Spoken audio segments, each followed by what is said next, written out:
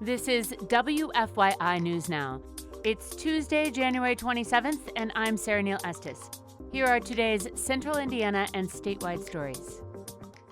Indiana Supreme Court Chief Justice Loretta Rush appointed a special judge after Tippecanoe County Judge Stephen Meyer and his wife were both wounded by a shooter at their home in Lafayette.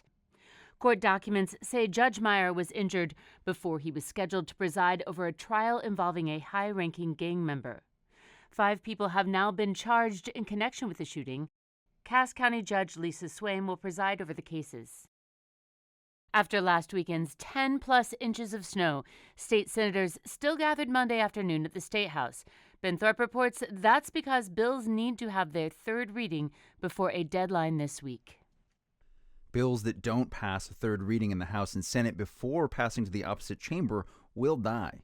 Lawmakers have introduced a flurry of bills this session despite a shorter timeline. The session convened early in December in order to address redistricting. The Senate has moved quickly through bills this month, addressing numerous issues, including the continuation of the state's needle exchange program, a bill targeting mailing abortion pills, and one to ban cell phones in school. I'm Ben Thorpe at the State House. A high-profile bill moving through the State House would ban children under a certain age from owning or using social media. Language was removed that would have also required a curfew for adolescents from using social media during certain hours. The bill would still require children between the ages of 14 to 17 to get parental permission to use social media, and it would ban children 12 and under from the platforms. If passed, the legislation would require age verification for everyone who uses social media in Indiana. And some state lawmakers want to make civilian-led police oversight boards advisory only. The bill targets Indianapolis, which instituted a civilian-led board in response to police violence in 2020. The Indianapolis Fraternal Order of Police supports the bill. President Rick Snyder says civilian-led boards put police chiefs in an awkward position. We don't have civilian boards that dictate to fire subject matter experts, fire science, and how they're going to battle fires. Democratic Senator Greg Taylor took issue with state efforts to overturn an initiative from the city of Indianapolis. My members, Democrats, won elections. They are in charge, and they do make public policy decisions. It's okay to disagree with them. I have to sit here and do this all the time.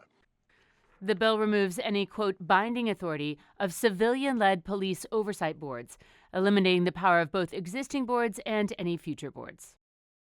The latest version of a report that grades Indiana's civic health, which shows how people interact with their government, shows some growth in the state.